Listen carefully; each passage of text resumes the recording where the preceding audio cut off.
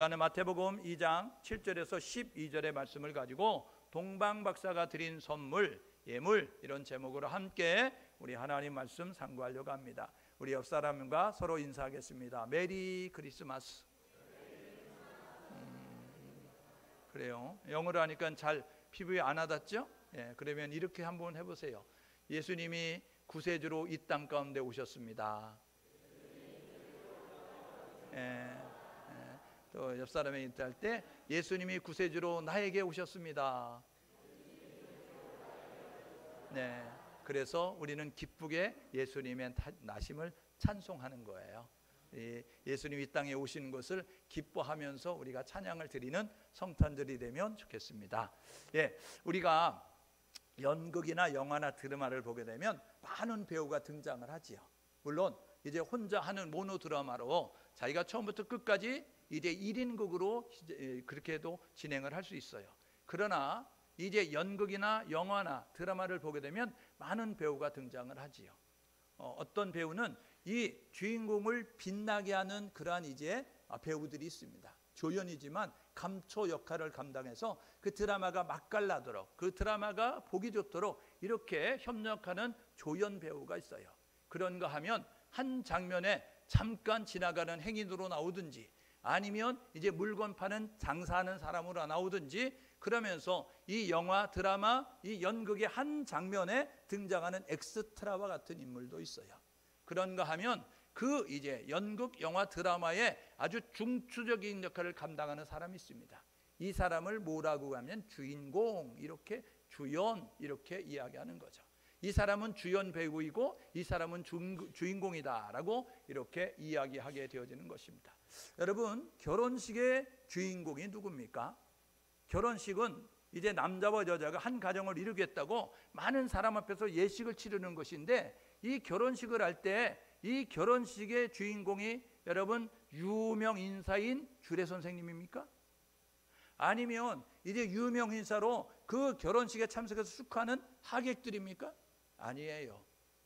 결혼식의 주인공은 신랑과 신부가 주인공인 것이죠. 여러분, 생일 잔치의 주인공은 누굽니까? 선물 하나씩 들고 오는 그러한 친구들일까요? 아니면 축하하러 오는 그런 사람들일까요? 아니면 생일을 맞이한 그 사람이 주인공일까요? 여러분, 성탄절은요, 예수님의 생일입니다. 성탄절은 예수님이 이 땅에 오신 것을 기념하면서 그러면서 예수님께 축하하는 그 자리인 거예요. 그런데 여러분, 성탄절에 예수님을 기억하고 있습니까? 세상은 예수님을 기억하지 않아요. 사람들은 예수님을 기억하지 않아요. 마치 생일잔치의 주인공인 주인공을 빼버리고 자기 하객들끼리 웃고 즐기는 것처럼. 그래서 성탄절 하면 어떤 것이 생각나요? 크리스마스 트리, 성탄 카드, 아니면 산타크로스, 빨간 양말 걸어놓고 밤에 이제 산타가 와서 선물을 줄 거야 하는 모습 가지고 이야기하는 것처럼 주인공은 온데간데 없고, 주인공은 기억하지 아니하고, 주인공은 말하지 아니하고, 내가 노는 날이니까 좋아, 내가 선물 받는 날이니까 좋아, 이런 모습 가지고 이제 일하고 있다고 한다면, 생각하고 있다고 한다면 주인공을 잃어버린, 주인공이 없는 생일잔치가 되는 거 아닙니까? 오늘 예배한 우리 모두가 이 성탄절의 주인공인 예수님을 기억하고 예수님을 찬양하고 예수님을 경배할 수 있는, 예수님을 축하할 수 있는 우리 모두가 될 수 있기를 주님의 이름으로 축복합니다. 교회에서 기념하는 절기가 있죠. 하나님께서 레위기 23장에 보니까 나의 절기, 여호와의 절기 이야기하면서 7대 절기를 지켜라 이스라엘 백성들에게 말씀하셨습니다. 그래서 유월절, 무교절, 초실절, 그리고 50일 지난 다음에 오순절, 그리고 난 다음에 7월 1일 날 지키는 나팔절, 7월 10일 날 지키는 속죄절, 그리고 7월 15일 날 지키는 이제 그 장막절, 수장절, 그 절기를 7절기라고 이야기하거든요. 여러분, 하나님께서 나의 절기 이야기하면서 7절기를 이야기했는데, 하나님이 믿음의 사람들을 불러 모아서 믿음의 사람들, 하나님을 고백하는 그 믿음의 공동체가 모여진 신앙의 공동체가 하나님의 은혜와 사랑을 기억하면서 우리가 이 날은 잊지 말자, 우리가 이 날을 기억하고 우리가 이 날을 하나님께 감사하고 찬양을 드리자 라는 모습 가지고 만든 절기가 있어요. 그래서 교회에서 기념의 절기를 지키는 절기가 있는데, 첫 번째가 뭐냐면 성탄절입니다. 오늘 우리가 지키고 있는 성탄절, 두 번째가 뭐냐면 예수님이 십자가 지고 무덤에 갇히셨다가 다시 살아나신 부활절. 그리고 이제 예수님께서 이 땅에서 하늘로 승천하시면서 그러면서 우리 가운데 임하게 되어진 성령 강림절. 그래서 교회가 탄생됐기 때문이고, 여러분 예수님의 부활로 말미암아 영원한 생명을 얻기 때문이고, 그리고 예수 그리스도가 이 땅에 여러분 인간의 몸을 입고 오셨기 때문에, 그래서 우리에게 여러분 구원의 길이 열려지니까 이 날을 잊지 말고 하나님에 감사하자라는 모습 가지고 성탄절과 부활절과 성령 강림절을 지키는 거잖아요. 여러분 성탄절은요, 하나님께서 우리에게 기적을 베푸신 날입니다. 기적이 뭐지요? 이해가 안 되는 게 기적입니다. 설명이 안 되는 게 기적이에요. 여러분 그러니까 우리가 가지고 있는 지식으로, 우리가 가지고 있는 상식으로, 우리가 가지고 있는 경험으로 설명이 안 되는 것을 기적이라고 이야기합니다. 여러분 의사는요, 이 환자를 진찰하고 치료하는데 전문가니까 의사라고 하는 거예요. 여러분 그런데 의사가요, 이제 암병을 못 고치는데 암병이 나요? 그러면 그 사람들이 뭐라 그래요? 기적입니다 라고 이야기하죠. 왜요? 자신이 가지고 있는 의학 지식으로는 죽어야 되는데 사니까 기적이라고 이야기하는 거예요. 여러분 경제학자가 여러분 경제의 지식을 배우는데 자신이 가지고 있는 경제 지식으로 설명이 안 될 때 뭐라면 기적이라고 이야기합니다. 그래서 한국의 여러분 그 경제 발전을 뭐라고 이야기하면 한강의 기적 이렇게 이야기한다고요. 왜요? 자신들이 배운 경제의 지식으로는, 자신들이 가지고 있는 경제 지식으로는 자원이 없으면 못 살아야 되는 거예요. 부존 자원이 없어서 석유도 안 나고, 그리고 땅을 파봐도 아무런 이제 돈이 될 만한 그런 자원이 없는 나라는 가난해야 되는 거예요. 그리고 그 먹여 살려야 될 식구가 많은 나라는 가난해야 되는 거예요. 여러분 내가 100원을 버는데 여러분 식구가 10명이면 여러분 10원씩 먹어야 되는 거잖아요. 여러분 이게요 1000명이면요 여러분 1원씩 먹어야 되는 거예요. 그러니까요 이게 힘들고 어려운 모습을 갖는 거예요.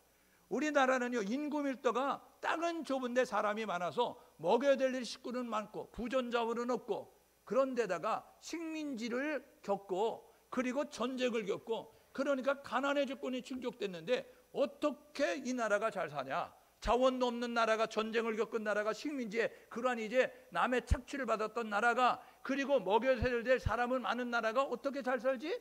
그래서 그들이 설명이 안 되니까, 자신들이 가지고 있는 지식으로 설명이 안 되니까 갖다 붙인 것이 한강의 기적, 이렇게 이야기하는 거죠. 여러분 예수님이 이 땅 가운데 오신 것이 기적입니다. 왜요? 여러분 우리가 생각할 때는요, 여러분 남자와 여자가 결혼을 해야만 아기가 태어나는 거예요. 남자만 있는데 아기가 태어나요? 여자만 있는데 아기가 태어나요? 이건 있을 수 없는 일이에요. 우리가 배운 생물학적 지식을 가지고는 남자와 여자, 정자와 난자가 만나야 아기가 태어나는 것인데, 여러분 그런데 아기가 태어난 거예요. 동정녀, 남자를 알지 못하는 이 동정녀, 이 몸을 통하여서 이제 아기가 태어나니까 사람들은 믿지 못하는 거죠. 그래서 신학교 교수들도 믿지 못하는 사람이 있습니다. 동정녀 탄생을 믿지 못하는 사람이 있어요. 여러분 어떻게 남자와 여자가 잠자리를 같이 하는데 아기가 태어나? 이거는 신화야, 이거는 꾸며낸 이야기야, 이런 모습 가지고 신학교에서 신학을 가르치는 교수들조차도 그런 모습을 갖게 되어진다고요. 여러분 그런데 우리가 마태복음 1장을 보십시오. 뭐라고 이야기하면 성령으로 잉태됐다는 거예요. 여러분 정자가 난자 속에 들어가서 태어난 것이 아니고 여러분 성령으로 잉태가 되어졌다라는 모습 가지고 이야기한다고요. 여러분 예수 구원자가 이 땅 가운데 우리에게 오신 날이기 때문에 이 성탄절은 하나님이 기적을 베푸신 날이고, 하나님이 인간의 몸을 입고 땅 가운데 오신 것이고, 하나님이 처녀의 몸으로 오신 것이고, 구원자로 이 땅 가운데 오셨다는 사실을 기억하셔서 이 성탄절의 의미를 잘 생각하고 성탄절을 잘 지낼 수 있는 우리 모두 될 수 있기를 주님의 이름으로 축복합니다. 그럼 오늘 본문의 내용은요, 마태복음 2장 1절에서 11절까지 내용 아니에요. 이 먼 곳에 동방에 있는 박사들이 별을 보고 이제 찾아왔다는 거예요. 그래서 그곳에 있는 사람들에게 야 이곳에 왕이 어디 태어났냐, 왕이 어딨냐 라고 이야기하니까 그 성에 소동이 벌어졌다는 거 아니에요. 그런데 이제 그 별의 인도함을 받아서 아기가 엄마와 함께 누워있는 것을 발견하고, 그리고 그들이 엎드려 경배하면서 보배압을 열어서 가지고 온 예물을, 가지고 온 선물을 드렸는데 황금과 유향과 모략을 드리고, 그리고 다른 길로, 오던 길이 아닌 다른 길로 자기의 고국으로 돌아갔다라는 것이 마태복음 2장 1절에서 12절의 내용입니다. 여러분 동방 박사는 동방에 있는 박사들인데, 이 동방은 어디냐면 예루살렘에서 동쪽에 있는 지역입니다. 그러니까 성경학자들은 동방이라고 하는 것은 페르시아나 바벨론이나 그 지역일 것이다 라고 이렇게 이야기하게 되거든요. 예루살렘에서 직선거리로 약 900여 킬로 떨어져 있습니다. 그리고 사람이 다니는 길로 돌아오게 되어지면 약 4개월 정도 걸리는 1500여 킬로 떨어져 있는 거예요. 우리가 에스라서 7장에 보게 되니까 뭐라고 이야기하면 정월 초 하루에 출발해서 5월 초 하루에 도착했다는 거예요. 에스라와 함께 2차 포로기한했던 사람이. 그러니까 4개월 걸리는 그 거리였는데, 여러분 그곳에 먼 거리를 동방에 있는 박사들이 찾아오게 됐다는 거예요. 왜요?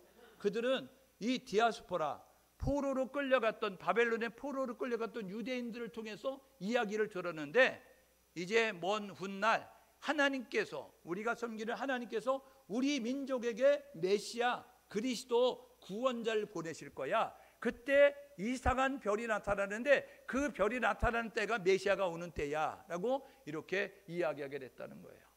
많은 사람들은 그 이야기를 한 귀로 듣고 한 귀로 흘렸어요. 그런데 별을 연구하는 박사들, 이 천문학자들, 이 점성가였던 그들은요, 별이 특별히 밝을 때가 있어? 보통 별이 아니고 특별하게 밝을 때가 있어? 아, 그러면 이스라엘 땅에 그 왕이 난다고? 이런 모습 가지고 그들이 생각을 하게 되었다는 거예요. 여러분 민수기 24장 17절에 이렇게 이야기합니다. 민수기 22장부터 24장은요, 여러분 발람 선지자와 이 모압 왕 발락의 그 대화를 통해서 이야기하고 있는데, 그때의 민수기 24장 17절에 발람 선지자가 이렇게 이야기한다고요. 뭐라고요? 한 별이 야곱에게서 나오며 한 규가 이스라엘에게서 나올 것이다 라고 이렇게 이야기하거든요. 여러분 한 별이 야곱에게서 나올 것이다. 이게 요한계시록 22장 16절에 가게 되면 이제 광명한 새벽별 이렇게 이야기하면서 예수 그리스도를 이야기하고 있는 거예요. 여러분 이게 마태복음 2장 2절에 이제 우리가 가지고 있는 성경책에 보게 되니까 별을 보고 오게 되었다라고 이야기하는 그 별을 따라서 오는 그 동방 박사, 그들은 진정한 예배자였다는 겁니다. 왜 그러냐면요, 그 땅에 살고 있는 헤롯, 그 땅에 살고 있었던 제사장들과 서기관들, 그 땅에 있었던 예루살렘 거민들은요, 별을 보면서도 아무런 감흥이 없었어요. 아무런 감동이 없었다고요. 그런데 먼 길을 약 4개월 걸리는 그 거리, 그러니까 위험이 노출되어 있고 많은 시간과 에너지가 소비가 되는 그곳에 그 별을 보고 와서 그 아기 예수께 경배하는 그런 모습을 가지고 있기 때문에, 그래서 그는 진정한 예배자다라고 이렇게 이야기하는 거예요. 누가 시켜서 온 게 아닙니다. 스스로 왔어요. 먼 길을 마다하지 않고 왔어요. 그리고요, 그가 예물을 준비해서 하나님 앞에 엎드려 경배하는 모습을 가졌기 때문에 진정한 예배자가 된 것입니다. 오늘 예배하는 우리 모두가 억지로 오는 자가 되지 말고 자원하고 스스로 기쁜 마음으로 와서 우리 하나님 앞에 기쁨으로 예배 드릴 수 있는 우리 모두가 될 수 있기를 주님의 이름으로 축복합니다. 오늘 읽었던 말씀에도 뭐라 그래요? 크게 기뻐하며 기뻐했다라고 이렇게 이야기하고 있는 거예요. 여러분 소동이 벌어졌던 예루살렘의 그 사람들과는 다르게 크게 기뻐하고 기뻐했다라는 모습을 가지면 이 동방 박사와 같이 우리들도 그렇게 살 수 있기를 주님의 이름으로 축복합니다. 그러면 성탄절에 예수를 찾았던 사람들, 오늘 이 마태복음 2장에 보게 되어지니까 네 종류의 사람이 있습니다. 첫 번째는 뭐냐면 동방 박사들이거든요.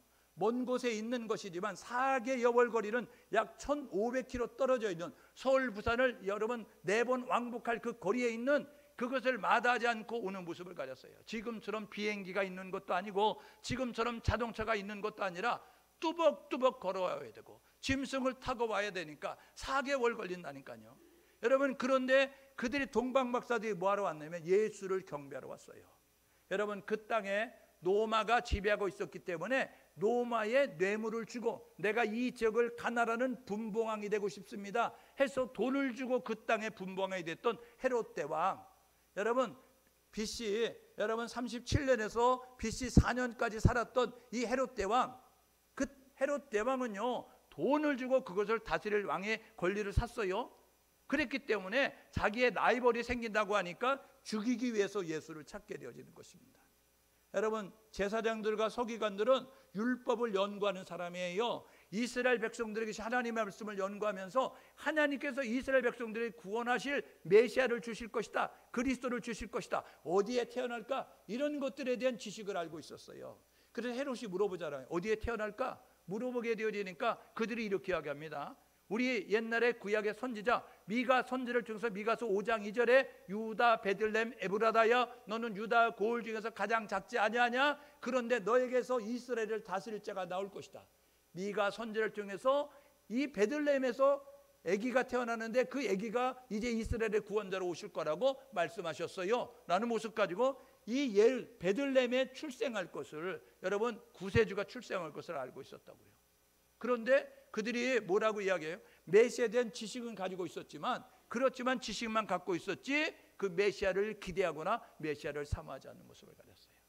오늘 예배하는 우리 모두가 아들을 낳으니 이름을 임마누엘이라 하라, 이렇게 이야기합니다. 임마누엘은 뭐냐면 하나님이 우리와 함께 하실 것이다. 여러분 하나님이 우리와 함께 하십니다.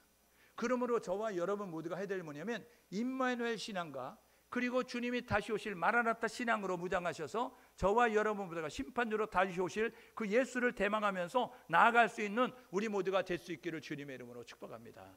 여러분 예루살렘의 사람들은 어땠어요? 예루살렘 거민들이 우리 땅에 왕이 태어난다고? 우리 땅에 권력자가 태어난다고? 그러면 이제 로마의 속국에서 벗어나겠네? 이제 우리 정치적인 경제적인 독립이 이루어지겠네? 이런 모습 가지고 자기의 이익을 위하여서 이제 소동이 벌어지는 모습을 갖게 됐습니다. 여러분 자기의 정치력 라이벌을 제거하기 위해서, 아니면 그 이제 소식을 들으면서도 아무런 감동도 없는 모습 가지고 있었던 제사장과 서기관들처럼 행동하지 말고 자기의 이익을 위해서 예수를 찾는 자들 되지 말고 저와 여러분 모두가 동방박사와 같은 자세를 가지고 예수를 바라보고 예수를 찾고 예수를 예비할 수 있는 우리 모두가 될 수 있기를 주님의 이름으로 축복합니다. 여러분 성탄절에 세상의 사람들이 어떻게 살아요? 예수와 상관없잖아요. 예수는 잊어버리고, 야 우리 어디서 만날까, 야 우리 어디서 시간을 보낼까, 야 저녁에 만나가지고 뭐 먹고 우리 밤새도록 놀아야 되는데 어디를 갈까, 여러분 이런 모습 가지고 어저께 보니까 뭐 명동성당에 사람들이 인산인해를 이루었다는 거 아닙니까? 여러분 그 우리 이태원에서 참사가 난 지 엊그제 같은데 까맣게 잊어버리고, 여러분 그렇게 많은 사람들이 꾸역꾸역 모여들어가지고 예수를 예배하기 위해서 모였어요? 아니에요. 묵고 즐기고 먹고 마시기 위해서 모였다고요. 여러분 자기의 유익을 위하여, 자기의 감정과 자기의 기분과 자기의 쾌락을 위해서 모이는 모습을 가졌던 사람처럼 성탄절을 이용하지 말고 저와 여러분 모두가 성탄절의 주인공인 예수 그리스도 구원자신 예수 그리스도, 악의 몸을 입고 이 땅 거지 예수 그리스도 기억하면서 예수를 기억하고 예수를 부르고 예수를 찬송할 수 있는 우리 모두 될 수 있기를 주님의 이름으로 축복합니다. 여러분 그러면 여러분 보십시오. 우리 나라의 베들레헴이, 여러분 우리나라의 광주가 여러분 두 곳 있는 거 아시죠? 경기도 광주, 전라도 광주. 광주 이야기하면 모르잖아요. 여러분 저는 제주도 와서 깜짝 놀랐어요. 예?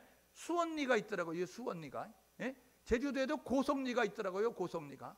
제주도에도 남원이 있더라고요. 남원. 예? 나는 전라도 남원만 있는 줄 알았더니 저 서귀포 옆에가 남원이에요. 예? 그래서 남원에 있어요. 그랬더니 저는 당연히 남원에 있다니까 전라도 남원인 줄 알고, 전라도에 언제 가셨어요? 아니요 여기 서귀포 옆에 남원이요, 이렇게 얘기하는 거예요. 예? 여러분 베들레헴이 두 곳이라니까요. 베들레헴은, 여러분 베들레헴은 떡집이라는 뜻인데요, 여러분 예루살렘에서 남쪽으로 8km 정도 있어요. 이게 어디냐면 유다 지파가 소속된 베들레헴이에요. 이스라엘은 12지파잖아요. 그래서 12지파가 땅을 여호수아 때 분배를 받게 되어지는데, 이 유다 지파는 남쪽에 이 예루살렘 베들레헴 그쪽에 지역을 차지하고 있었던 유다 지파, 그 유다 지파가 차지한 땅 가운데 베들레헴이 있어요. 그런데 스불론 지파가 있거든요.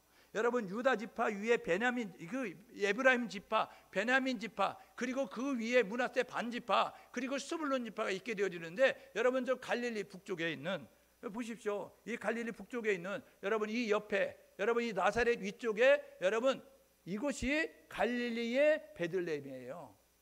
스불론 지파가 있는 차지하고 있는 땅에 베들레헴이 있었다고요. 마치 경기도 광주, 전라도 광주 이렇게 있는 것과 마찬가지의 모습을 가지고 있었다고요. 그래서 오늘 2장 1절에 뭐라 그래요? 유대 베들레헴 이렇게 이야기하는 거예요. 스불론의 베들레헴이 아니라 유대 베들레헴 이렇게 이야기하고 있습니다. 그의 옛 이름이 에브라다입니다. 여러분, 그러니까 이 유대 베들레헴의 그 모습을 가지고 있는 곳에 이제 이렇게 있게 되어졌다는 것이죠. 그래서 보십시오. 오늘 보게 되어지니까 유대 베들레헴에서, 이 갈릴리에서, 나사렛에서 유대 베들레헴까지는 약 110km 정도가 됩니다. 누가복음 2장에 보게 되면 요셉이 나사렛에서 이 인구 조사가 있기 때문에 이 베들레헴으로 이제 그 임신한 여자, 그 자기 부인을 데리고 와서 그래서 말구육간에서 태어나는 모습을 갖게 되는 것이 이제 그런 이제 모습을 가지고 설명하고 있는 것이 누가복음 2장입니다. 여러분, 동방박사가 이 예수님을 예비하기 위해서, 경배하기 위해서 가지고 올 때 세 가지 예물을 가지고 왔습니다. 첫 번째 예물은 뭐냐면요, 황금을 준비해서 가지고 왔습니다. 황금은 귀한 거잖아요. 황금은 시간이 지나도 변하지 않잖아요. 그래서 이 귀한 것을 왕에게 예물로 드렸습니다. 여러분, 황금을 드렸다, 이건 뭐냐면 믿음을 드렸다는 겁니다. 여러분, 가지고 있는 찬송가 116장 2절에 이런 내용이 있습니다. 보십시오. 베들레헴 임금께 나는 황금 드렸네. 베들레헴 임금께 나는 황금 드렸네 라고 이렇게 이야기하고 있는 거예요. 여러분, 그러니까 이 동방박사는 황금을 준비했다, 이거는 베들레헴 임금에게 드릴 예물을 준비했는데 황금을 드렸다는 것입니다. 여러분, 예수 그리스도가 왕이라는 사실을 기억하는 거예요. 오늘 예배하는 우리 모두가 예수 그리스도가 여러분의 왕이 될 수 있기를 주님의 이름으로 축복합니다. 예수 그리스도가 우리의 왕이 되어야 되는 거예요. 그러면 우리가 왕이신 그분에게 모든 거 맡기면 게임 오버, 끝나는 거예요. 그분이 보호하시고 인도하시고 공급하시고 그분이 치리하시는 거예요. 그런데 내가 왕이 되니까 힘들고 어려운 거예요. 내가 보호해줘, 내가 인도해줘, 내가 공급해줘. 그러니까 곤고한 삶을 사는 거예요.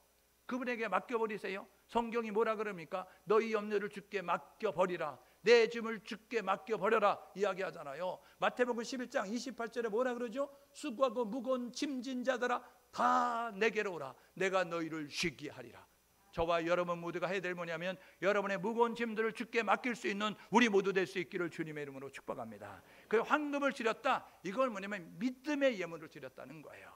예수가 그리스도이십니다. 예수가 구원자라는 거예요. 예수가 나의 주인이십니다. 예수가 나의 왕이십니다. 하나님, 내 인생을 통치해 주십시오. 라는 모습 가지고 드렸다는 사실을 기억하셔서 우리 모두 황금을 드렸던 이 동방 박사들처럼 우리의 믿음을, 예수가 나의 왕이십니다, 예수가 나의 구원자십니다, 예수가 나의 그런 주인이십니다 라는 의식을 가지고 그렇게 고백할 수 있는 우리 모두 될 수 있기를 주님의 이름으로 축복합니다.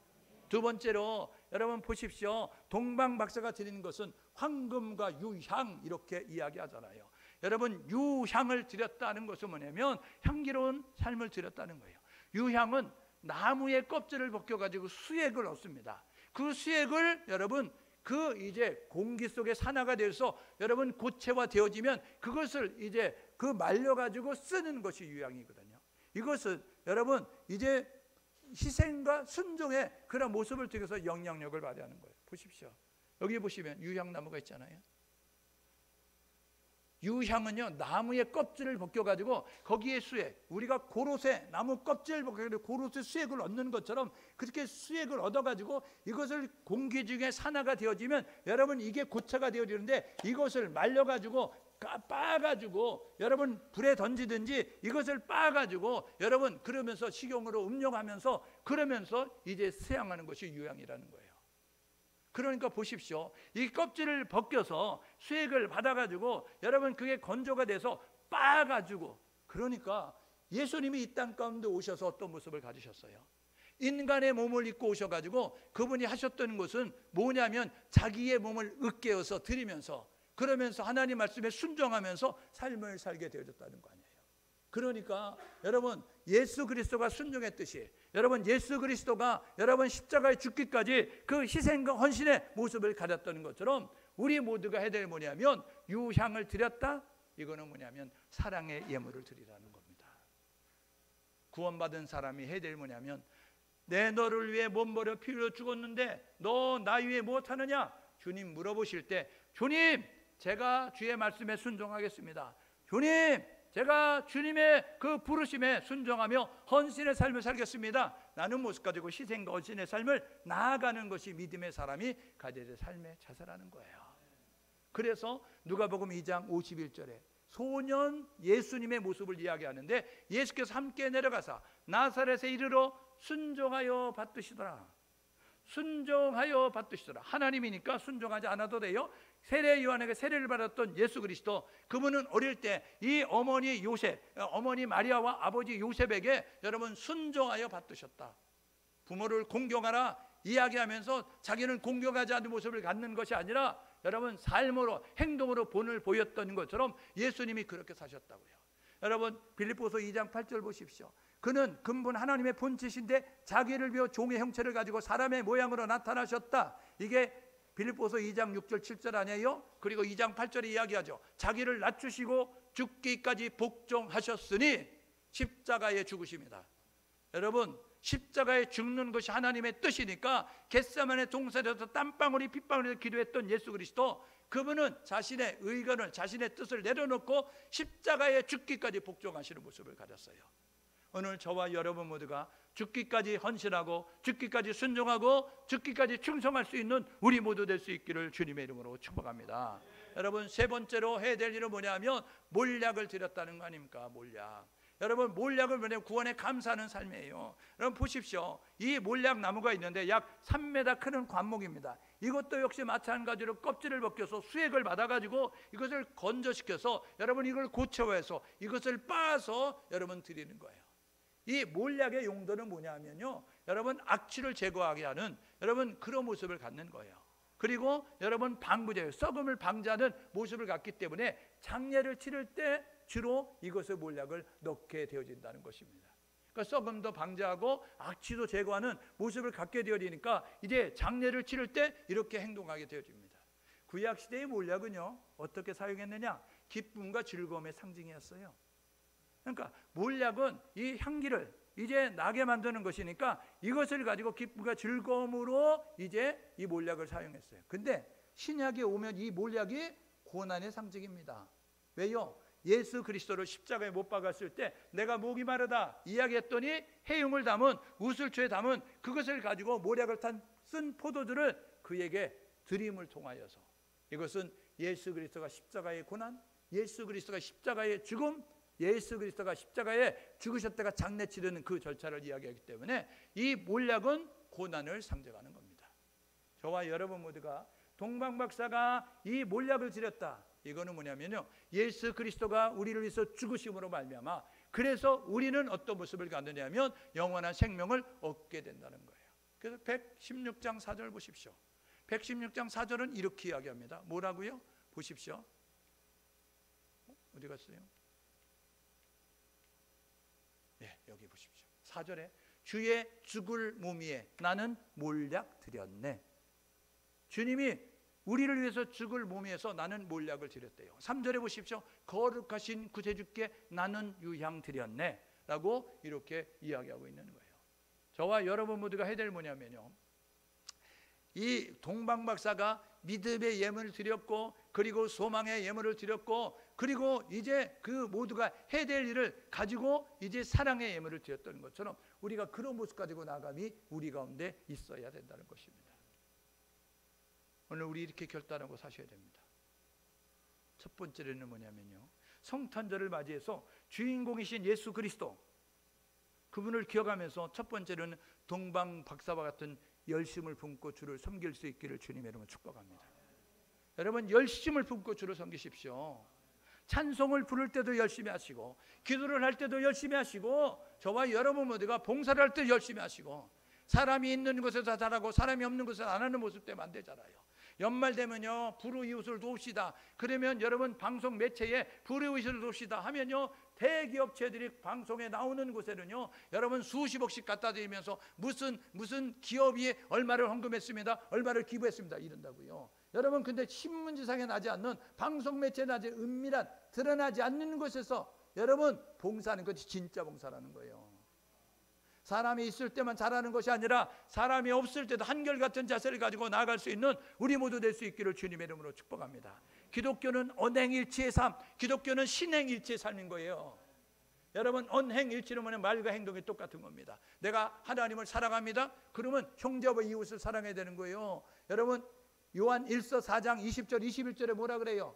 눈에 보이지 않는 형제 사랑한다고 하면서 눈에 보이는 형제 사랑하지 않으면 거짓말하는 자. 눈에 보이지 않는 하나님을 사랑한다고 하는데 어째 눈에 보이는 형제 사랑하지 못하냐?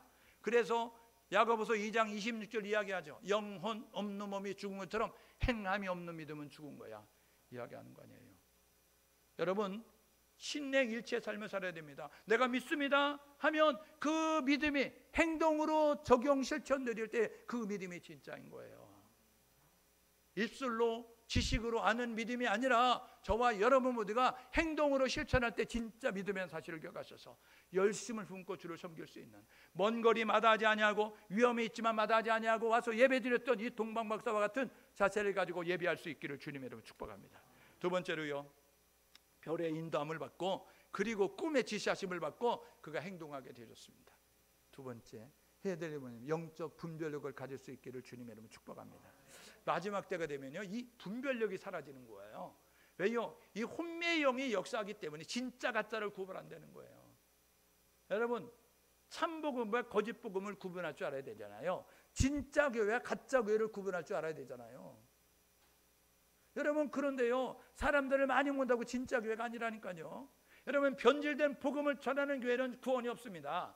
여러분, 변질된 예수 그리스도를 여러분 전하는 데는 구원이 없다는 사실을 기억하셔서 구원자는 오직 예수 그리스도, 예수 그리스도의 신성과 예수 그리스도의 인성과 예수 그리스도의 무죄성을 기억하고 그렇게 고백할 수 있는 우리 모두가 될 수 있기를 주님의 이름으로 축복합니다. 그러니까 여러분, 고린도서 11장 14절에 혼미한 영이 지금 우리를 혼미케 하게 되어지니까 많은 사람들이 긴가민가 다 졸며 자는 가운데 있잖아요. 저와 여러분 모두가 예수님 뭐라 하세요? 시험에 들지 않게 깨어 있어 기도하라. 여러분, 깨어 있어 기도하라 말씀하셨으니 깨어서 영적 분별력을 가져서 잘 분별해서 저와 여러분 모두가 가짜로 예수를 죽이고자 찾았던 헤롯처럼 그 귀에 발리는 소리, 나의 귀에 듣기 좋은 소리, 그 소리에 넘어가지 말고 저와 여러분 모두가 진짜를 따라갈 수 있는 영적 실력을 기르는 우리 모두 될 수 있기를 주님의 이름으로 축복합니다. 세 번째로 해야 될 뭐냐면 예배를 드리고 경배했던 이 동방박사처럼 저와 여러분 모두가 예수님을 예배할 때에 우리 가지고 있는 모든 것들을 드리며 주 앞에 충성할 수 있는, 순종하고 예배할 수 있는 우리 모두가 될 수 있기를 주님의 이름으로 축복합니다. 예수님 뭐라 그래요? 하나님 뭐라 그래요? 내게 나올 때 빈손으로 나오지 마라 라고 말씀하고 있잖아요. 그러니까 우리가 내게 있는 모든 거 드릴 때 나의 첫 시간을 드립니다, 나의 몸을 드립니다, 나의 시간을 드립니다, 나의 재능을 드립니다 라는 모습 가지고 우리가 정성을 다하여 드려야 되는 거예요. 드리라고 하니까 또 여러분 영하 18도로 뚝 떨어지는데, 예? 예? 여러분 주머니를 열라는 게 아니고요, 여러분이 드릴 수 있는 게 많이 있잖아요. 예? 여러분이 받은 바 은혜가 많다고 한다면 내게 주신 재능 기부할 수 있어요. 내게 주신 시간 나눌 수 있어요. 내게 주신 여러분 그것을 나눌 수 있다고요. 그런데요, 여러분 꼭 드리라 그러면 돈 드리라는 줄 알고 어떻게 알았지? 내가 돈 있는 거? 고개 푹 숙이고 영하 18도로 떨어지면 안 된다고요. 예? 여러분, 우리 하나님은 은도금도 내 것이라고 말씀하셨어요. 여러분의 코 묻은 째찌한 돈 없어도 하나님은 천지 만물을 창조하셨다고요. 말씀으로 하시고자만 하면요, 여러분 그 방어 때 하세요. 베드로 얘기죠. 김상태 집사님, 여러분 교회를 짓고 싶은데 돈이 없어가지고 여러분 그래가지고 하나님 저 성전을 제가 지어야 되는데 바다에 떠 있으니까 교회가 남루하잖아요, 초라하잖아요. 하나님 저거 지어야 되는데요. 그랬더니 여러분 김상태 집사님 유튜브에 쳐봐요. 예? 베드로의 기적, 현대판 베드로 기적. 그랬더니요, 방어 때가 그물을 들여가지고 자기는 맨 안에 들여가지고 여러분 이 방어가 잠수를 해서 오지 않으면 자기 그물에 들을 수 없는 거예요. 밖에 그물들을 다 다른 지역에서 다른 사람이 다 쳐놨기 때문에. 그런데 희한하죠? 방어대가요 그 김상태 집사님이 친 그물에만 드는 거예요. 예? 여러분, 그래서요 그가 만선을 이루어서 바다에 떠서 교회니 남루한 펜트 칠도 하고 리모델링도 해야 되는데 돈이 없는데 하나님 저거 어떡하죠? 이 하나님의 몸된 성전 깨끗이 수리해야 되는데. 그랬더니 하나님이 뭐라 여러분 그렇게 사람이 할 수 없는 거고 고기를 몰아 그물을 피해 그 그물에만 들게 만드는 기적을 베푸셨다고요. 우리 하나님은 그렇게 기적을 행하실 수 있는 능력의 하나님이에요. 저와 여러분 모두가 이 사실을 기억하셔서 우리의 최선을 다하여 우리의 열심을 다하여서 주님을 찬송하고 예배하면서 영적 분별을 가자. 가짜에 넘어지지 말고, 여러분 변질된 왜곡된 꿈에 속아놓지 말고 오직 예수 그리스도, 오직 예수 그리스도, 오직 예수 그리스도만 믿고 의지하며 나아갈 수 있는 우리 모두 될 수 있기를 주님의 이름으로 축복합니다. 함께 마음을 모두 기도할 때 이렇게 기도하면 좋겠습니다. 하나님, 동방 박사와 같은 열심을 주십시오. 하나님, 영적 분별을 가자 진짜를 잘 구분하게 도와주십시오. 우리 예수님의 오심을 기억하면서 이 예수님을 보내신 하나님께 감사한 마음 가지고 예배드리는 우리 모두가 되게 도와주십시오.